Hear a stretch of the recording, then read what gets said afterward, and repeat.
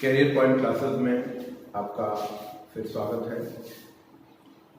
पिछली वीडियो में आप लोग कारक के बारे में पढ़े थे। कारक की परिभाषा, कारक के भेद और कारक के भेदों में से 3 भेद, कर्ता कारक, कर्म कारक और करण कारक के बारे में हम लोग पढ़ चुके हैं। संक्षेप में देख लें।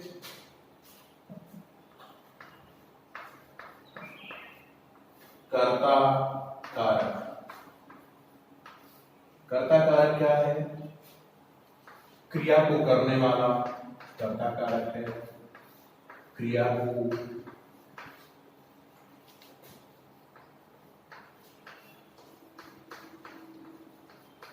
करने वाला पहला बिंदु। दूसरा बिंदु, चिन्ह इसका, इस कारक का चिन्ह ने है। ये चिन्ह ने कभी आता है, कभी नहीं आता। यदि नहीं आता तो प्रश्न करते हैं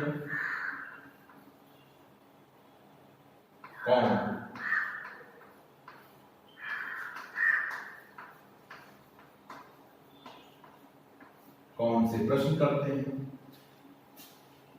दूसरा हमारा था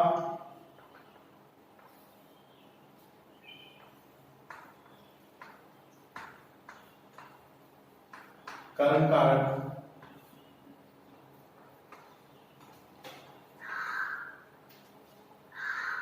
कर्म कारक क्या होता है? जिस संज्ञा या सर्वनाम पर क्रिया का प्रभाव जाता है,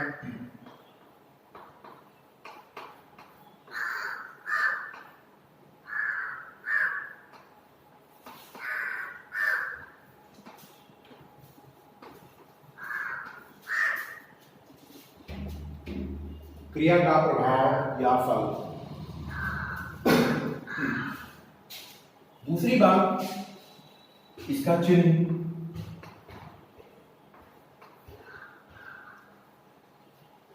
हो है और चिन्ह कभी आता है, कभी नहीं आता। अगर नहीं आता तो प्रश्न करते हैं कौन से? क्या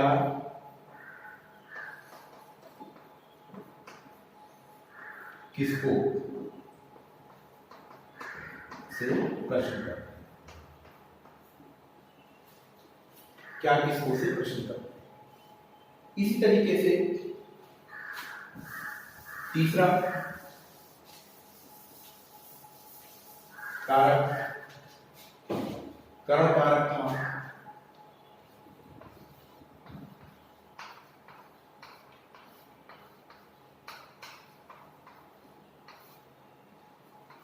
इसके बारे में बताया गया कि वो संज्ञा या सर्वनाम जो क्रिया का माध्यम होते हैं, अर्थात जिसके माध्यम से क्रिया की जाती है, वे करण कारक होते हैं। संक्षेप में हम लिख सकते हैं क्रिया का माध्यम। और दूसरी बात, इसका चिन्ह से या द्वारा है, से या द्वारा। इस तरीके से हम 3 कारक पढ़ चुके हैं। आज इस वीडियो में हमें चौथा कारक, संप्रदान कारक पढ़ना है। चौथा,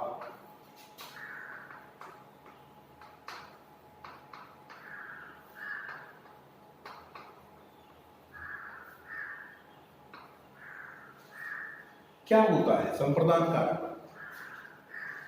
वाक्य में आए हुए संज्ञा या सर्वनाम, वाक्य में आए हुए संज्ञा या सर्वनाम जो क्रिया का हेतु होते हैं, अर्थात जिसके लिए क्रिया की गई होती है, उन्हें संप्रदान कारक कहते हैं।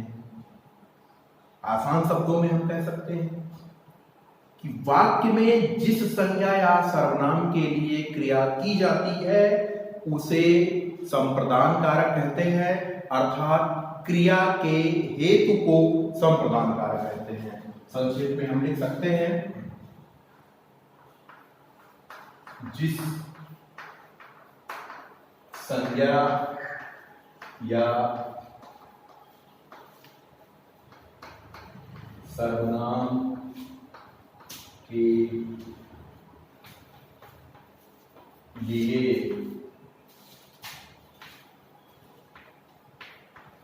क्रिया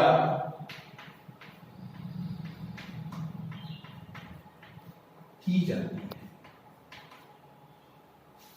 यहां हम संक्षेप में लिख सकते हैं क्रिया का हेतु, क्रिया का हेतु संप्रदान कारक है।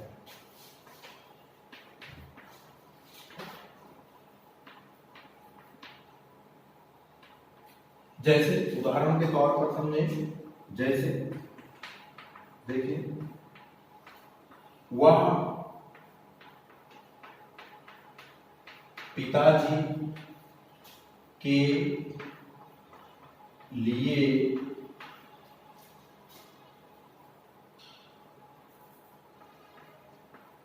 कलम लाया।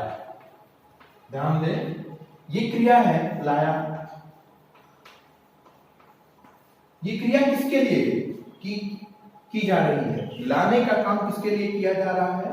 पिताजी के लिए किया जा रहा है, पिताजी के लिए किया जा रहा है, अर्थात ये क्रिया का हेतु है, तो ये हो जाएगा संप्रदान कारक।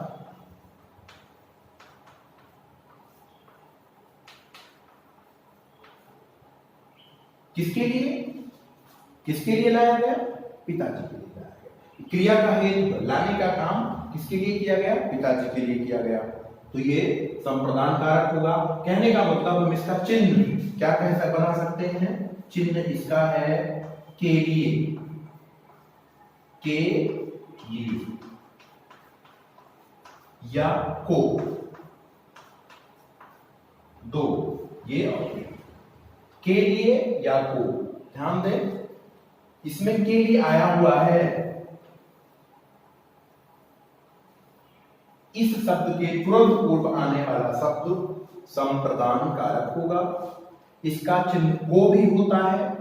हम आगे अभी संप्रदान कारक के चिन्ह को और कर्म कारक के चिन्ह को में अंतर आपको बताएंगे। चलिए नेक्स्ट हम देखते हैं संप्रदान कारक के बाद अपादान कारक।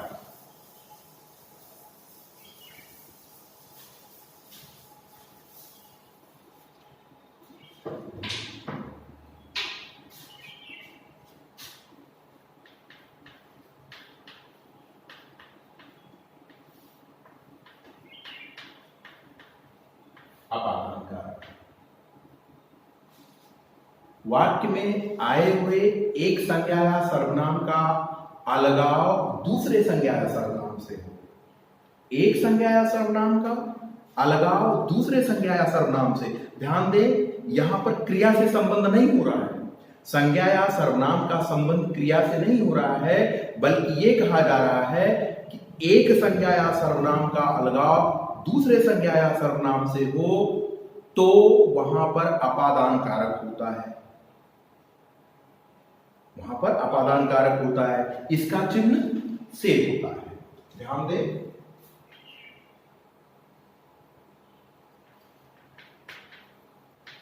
संज्ञा एक, संज्ञा या सर्वनाम का अलगाव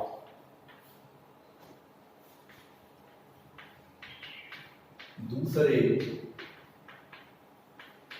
संज्ञा या सर्वनाम से हो। चिन्ह क्या है इसका? इसका चिन्ह है से। जैसे उदाहरण के तौर पर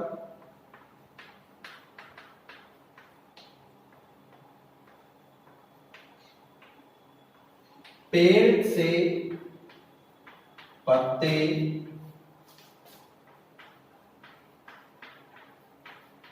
गिरते हैं, पेड़ से पत्ते गिरते हैं। एक बात कि इसमें चिन्ह से आ गया, से इसके तुरंत पूर्व का शब्द अपादान कारक होगा। दूसरी चीज देखें, यहां का पेड़ पत्तों का अलगाव पेड़ से हो रहा है। एक संज्ञाया सर्वनाम पेड़ और दूसरा संज्ञाया सर्वनाम पत्ता, इन दोनों का अलगाव हो रहा है। यही हम बता रहे थे। एक संज्ञाया सर्वनाम यानी पत्ता का अलगाव दूसरे संज्ञाया सर्वनाम पेड़ से हो तो वहां पर अपादान कारक होता है। पेड़ का पत्तों का अलगाव पेड़ से हो रहा है, इसलिए यहां पर अपादान कारक होगा। दूसरा उदाहरण, बिल्ली छत से कूदी। ध्यान दें, से इसके तुरंत पूर्व आने वाला शब्द छत, ये अपादान कारक होगा। किसका अलगाव हो रहा है? किसका अलगाव हो रहा है? बिल्ली का छत से अलगाव हो रहा है। यहां पर अलगाव हो रहा है, इसलिए अपादान कारक होगा। फिर ध्यान दें, अपादान कारक का विभक्ति चिन्ह से है और करण कारक का भी विभक्ति चिन्ह से है। इन दोनों में क्या अंतर है, ये आगे हम बताएंगे।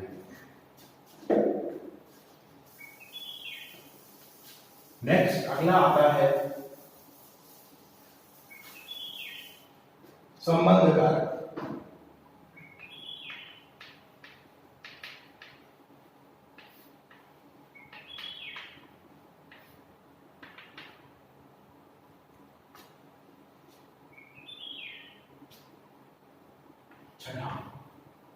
ध्यान दें, संबंध कारक क्या होता है? इसमें भी यही बताया जाता है, एक संज्ञाया सर्वनाम का संबंध दूसरे संज्ञाया सर्वनाम से हो। यानी इसमें भी क्रिया का कोई रोल नहीं है। वाक्य में आए हुए एक संज्ञाया सर्वनाम का संबंध दूसरे संज्ञाया सर्वनाम से होता है तो उसमें संबंध कारक होता है। संक्षेप में लिख सकते हैं, एक संज्ञा या सर्वनाम का संबंध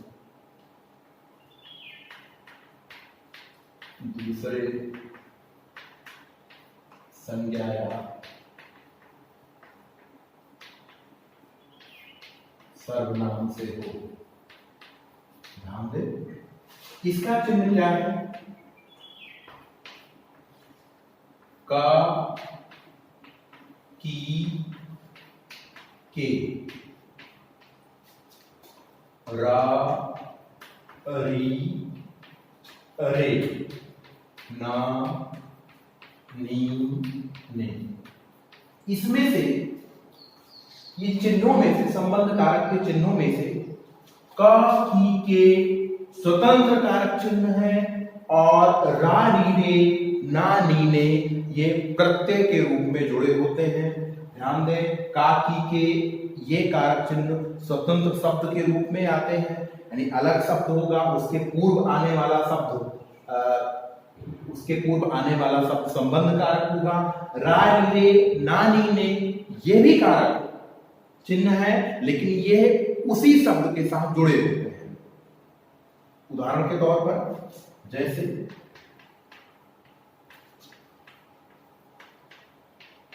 राजा का पुत्र नाराज था। ध्यान दें, का स्वतंत्र रूप से आया है। अब एक संज्ञा सर्वनाम का संबंध दूसरे संज्ञा सर्वनाम से कर रहा है, इसलिए ये संबंध कारक होगा। कौन सा शब्द संबंध कारक में है? राजा।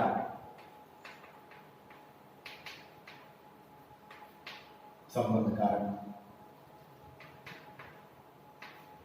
दूसरा उदाहरण देखिए, वह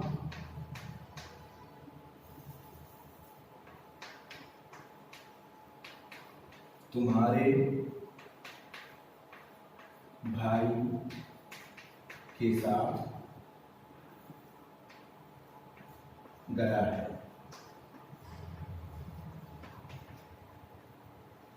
तुम्हारे रे आया, ध्यान दें, रे आया और ये तुम में जुड़ा हुआ है, अर्थात इसका जो संबंध कारक होगा वो होगा तुम।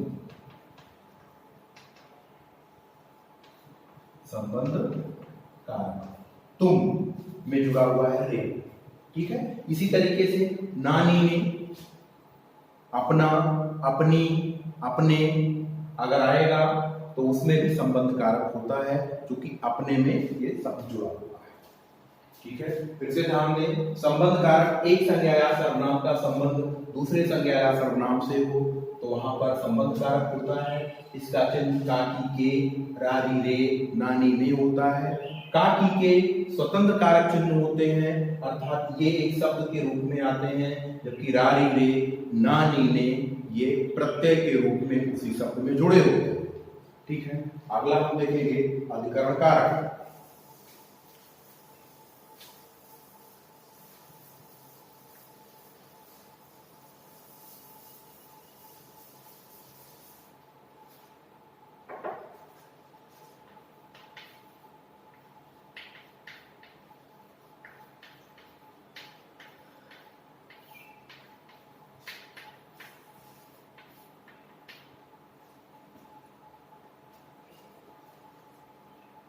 वो स्थान या आधार जहां क्रिया संपन्न होती है को अधिकरण कारक कहते हैं।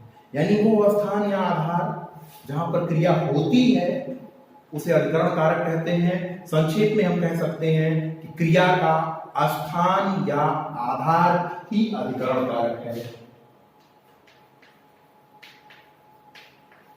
क्रिया का स्थान या आधार ही अधिकरण कारक है।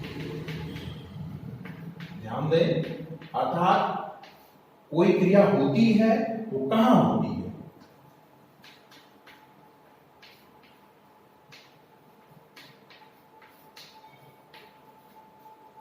इसका चिन्ह क्या है? इसका चिन्ह है में या पर। में या पर इसके चिन्ह है। उदाहरण के तौर पर जैसे बच्चा टब में नहा रहा है। ध्यान दें, इसमें क्रिया है नहाना।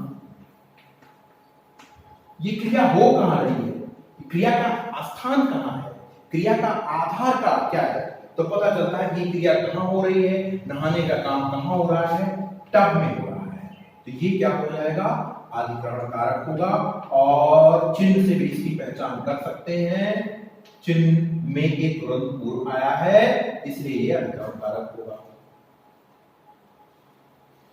पक्षी पेड़ पर बैठे हैं, पेड़ पर बैठे हैं, तो पर के तुरंत पूर्व क्या आया, पेड़, इसलिए पेड़ अधिकरण कारक होगा। चूंकि पक्षियों के बैठने का स्थान कहां बताया गया है, पेड़ बताया गया है। क्रिया का स्थान पेड़ है, इसलिए वो अधिकरण कारक होगा। आगे है संबोधन कारक।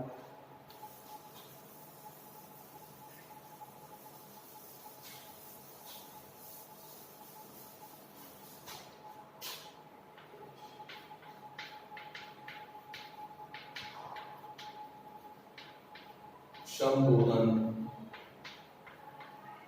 कारक,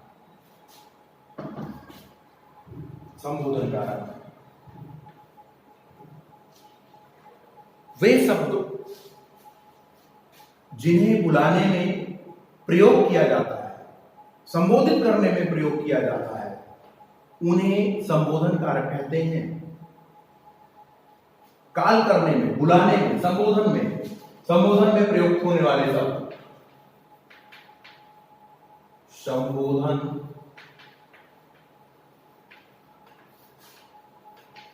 हेतु प्रयुक्त होने वाले शब्द। चिन्ह क्या है इसका? चिन्ह है हे, अरे, आदि। जैसे हे राम, यह क्या हो रहा है?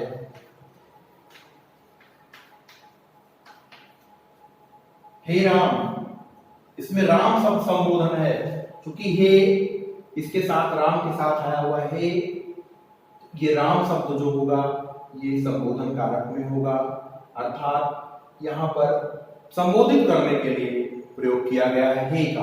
हे, अरे संबोधन कारक के चिन्ह होते हैं। इस तरीके से कारक के भेद समाप्त हो गए। अब हमें माइन्यूट चीज समझनी है, जो अंतर होता है। जैसे अभी आपको बताया गया कि इन दो कारकों के चिन्ह समान होते हैं। कैसे हम समझें कि वो किस कारक का चिन्ह होगा? सपोज के उदाहरण के तौर पर को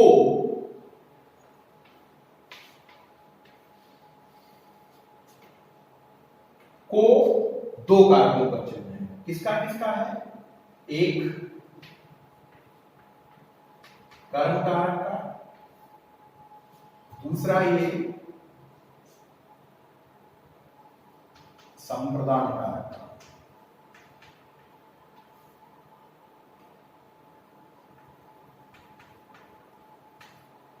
इसका भी चिन्ह को है, इसका भी चिन्ह को है। फिर क्या अंतर है? कर्म कारक कब वो कर्म कारक होगा चिन्ह, कब वो संप्रदान कारक होगा, यानी यही चिन्ह को कब संप्रदान होगा और कब कर्म होगा। समझे? जब उससे क्रिया का फल या प्रभाव का बोध हो तो कर्म कारक होगा, और जिसके लिए क्रिया की गई हो, क्रिया का हेतु अगर प्रदर्शित हो, क्रिया का हेतु प्रदर्शित हो या दान की स्थिति प्रकट हो, तो वहां पर कर्म कारक होता है, संप्रदान कारक होता है। कर्म कारक क्या होगा? कर्म कारक का चिन्ह को है, लेकिन क्या होगा?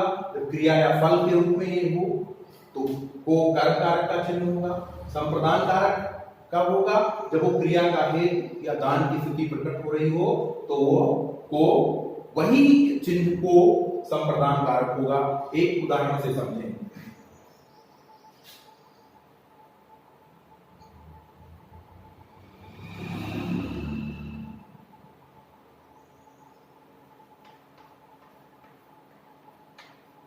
राम ने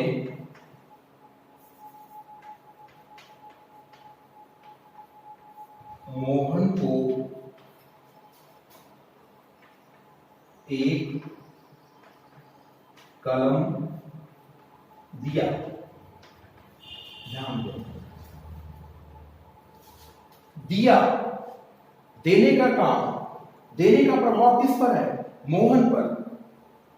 मोहन को दिया। एक मिनट, उदाहरण से समझिए। राम ने मोहन को पीटा।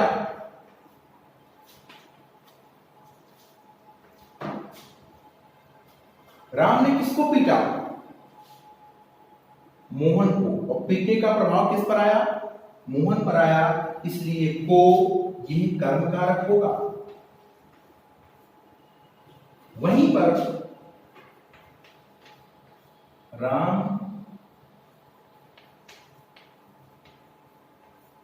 मोहन को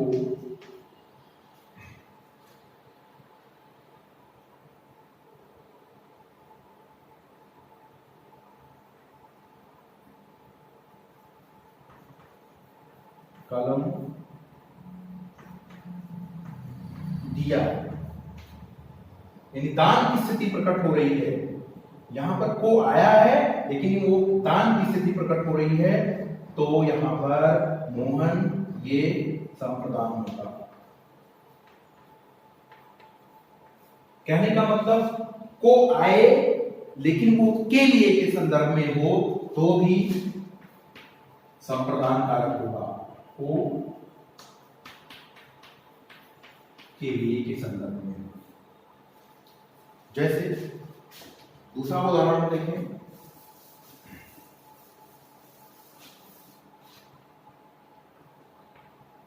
वो भाई को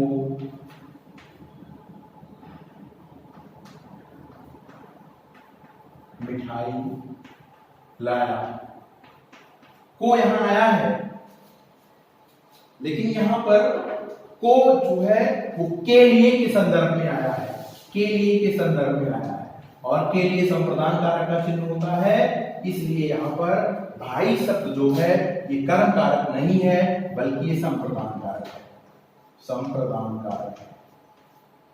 ठीक है। इसी तरीके से को कर्म कारक का भी चिन्ह होता है, संप्रदान कारक का चिन्ह होता है, लेकिन अगर को से क्रिया के फल या प्रभाव का बोध होता है तो वो कर्म कारक, और अगर क्रिया के हेतु का या दान की स्थिति का प्रकट हो रहा हो, जैसे राजा ने ब्राह्मणों को दान दिया, को आया उससे दान प्रकट हो रहा है, यहां पर वो कर्म कारक नहीं होगा बल्कि संप्रदान कारक होगा। इसी तरीके से एक और चिन्ह आता है से।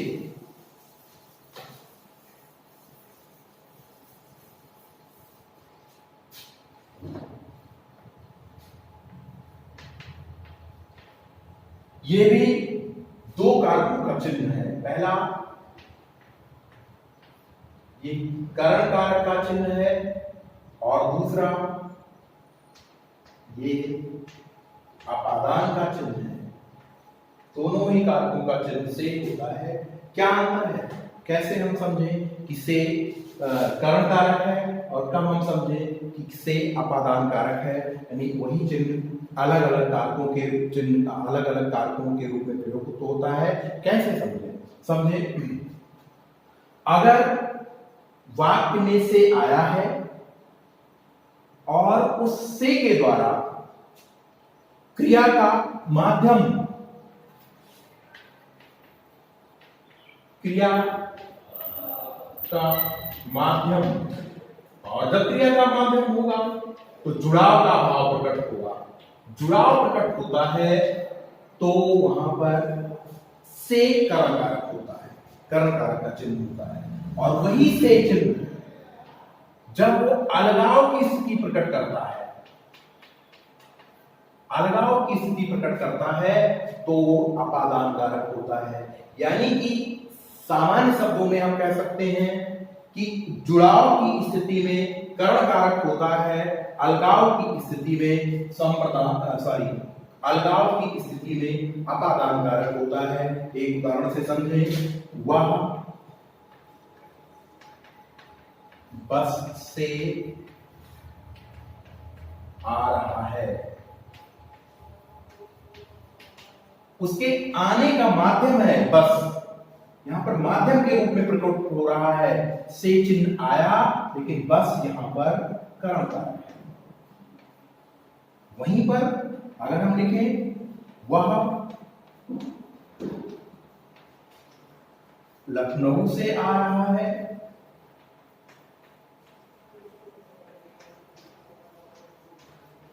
तो यहां पर से के द्वारा अलगाव की स्थिति प्रकट हो रही है। वो लखनऊ को छोड़ करके त्याग करके आ रहा है, यहां पर से आया लेकिन ये अपादान होगा, अपादान कारक। इसी तरीके से अगर हम ये कहें वो कलम से लिखता है, कलम से लिखता है तो लिखने के माध्यम का, लिखने का माध्यम है कलम, इसलिए यहां पर से कर्ण कारक होगा। अगर हम कहें कि वो घर से आ रहा है या घर से आ रहा है तो यहां पर से घर का अलगाव प्रकट करता है, अल्लाह की स्थिति में अपादान कारक होगा। कारक पूरा हो चुका है। अब इस वीडियो के अंत में हम कारक को संक्षिप्त रूप में, जिसे हम परीक्षा दृष्टि भी कहते हैं, उसे देखेंगे संक्षिप्त में, कारक की परीक्षा दृष्टि।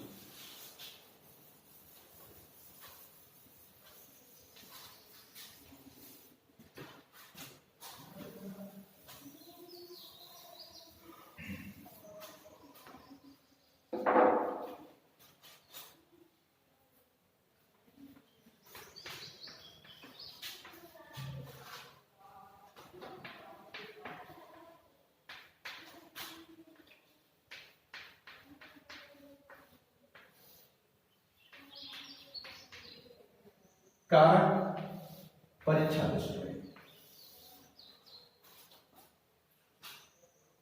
सबसे पहले कारक क्या है? कारक क्या है संक्षेप में हम कह सकते हैं, वाक्य में आए हुए एक संज्ञा या सर्वनाम का क्रिया से या दूसरे संज्ञा या सर्वनाम से जो संबंध होता है उसे कारक कहते हैं। वाक्य में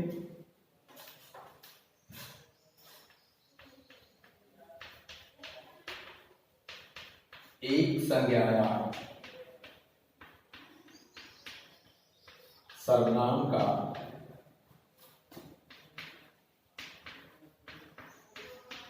क्रिया से या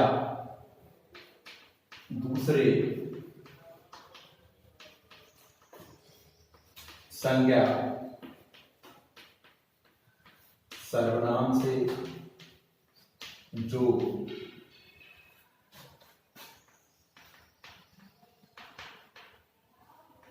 संबंध होता है उसे कारक कहते हैं।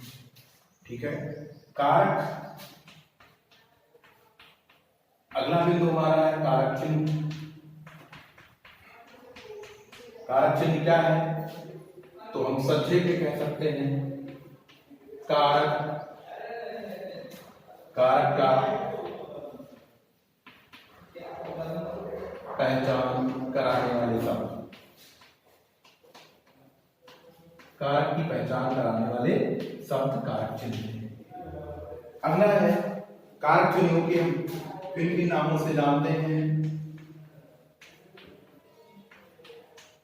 कारक चिन्ह को हम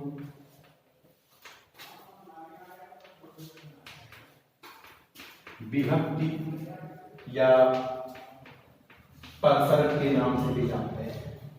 अगला कारक के भेद कितने हैं? 8।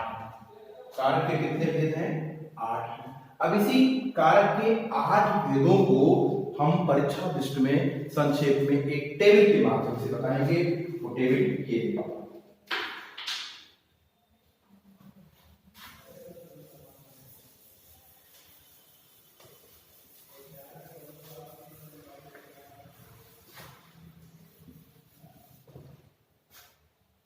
पहले क्रम, फिर कारक का नाम, फिर चिन्ह, फिर संबंध, फिर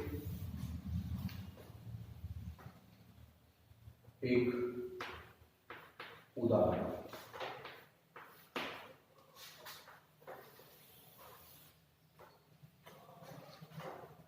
पहला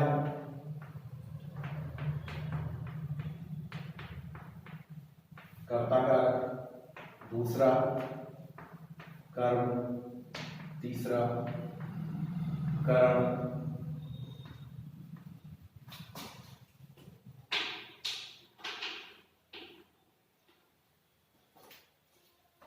चौथा संप्रदान, पांचवा अपादान, छठवां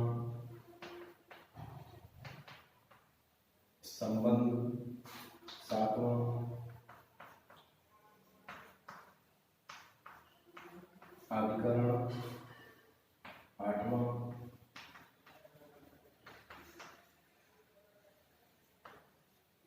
संबोधन, ये होंगे 8 कारक।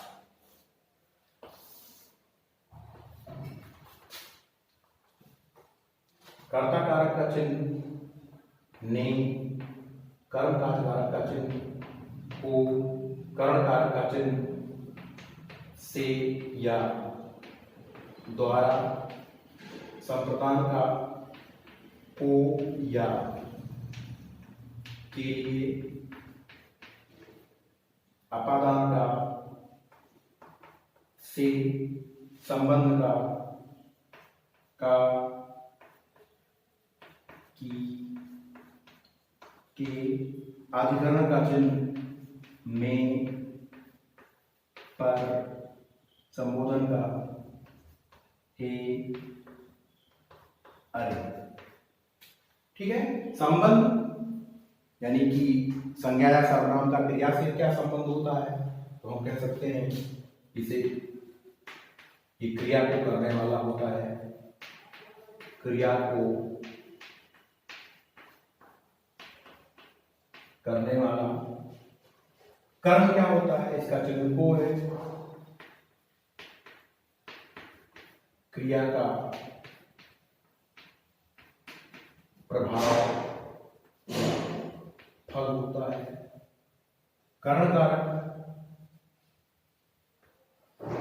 ये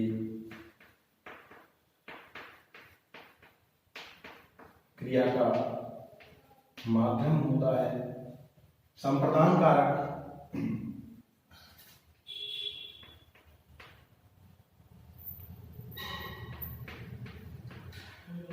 क्रिया का हेतु होता है। अपादान संज्ञा सर्वनाम, हम ये कह सकते हैं कि इसमें अलगाव होता है, अलगाव होता है। संबंध कारक में संबंध होता है। अधिकरण कारक ये क्रिया का स्थान होता है, और संबोधन कारक में संबोधन होता है। समझा? कर्ता कारक इसका चिन्ह ने, कर्म कारक का चिन्ह को, करण का से द्वारा, संप्रदान को के लिए, अपादान से, संबंध का के, अधिकरण में पर, संबोधन हे अरे। इनका संबंध क्या होता है? कर्म कर्ता कारक क्या होता है? क्रिया को करने वाला कर्ता कारक है। क्रिया का प्रभाव या फल कर्म कारक है। क्रिया का माध्यम ये करण कारक है। क्रिया किसके लिए की जा रही है वो संप्रदान कारक है। अगर एक संज्ञा या सर्वनाम का अलगाव दूसरे संज्ञा या सर्वनाम से हो तो अपादान कारक होगा, अलगाव होगा। एक संज्ञा या सर्वनाम का संबंध दूसरे संज्ञा या सर्वनाम से हो, संबंध कारक होगा। और जो क्रिया का हेतु होगा या क्रिया का स्थान होगा या क्रिया का आधार होगा वो अधिकरण कारक होगा, और जिससे संबोधन का भाव प्रकट हो वो संबोधन कारक होता है। इस तरीके से कारक नाम का टॉपिक समाप्त होता है। नेक्स्ट अगली वीडियो में आपको हिंदी का नया टॉपिक मिलेगा। आप चैनल को सब्सक्राइब कर लें ताकि आपको नई वीडियो जो भी बनाई जाए वो तुरंत आपको उसका नोटिफिकेशन मिल सके। और अगर आपको अच्छा लगे तो वीडियो को लाइक अवश्य करें और दूसरों को पहुंचाने तक का भी कष्ट करें, इसको शेयर करें वीडियो को। धन्यवाद।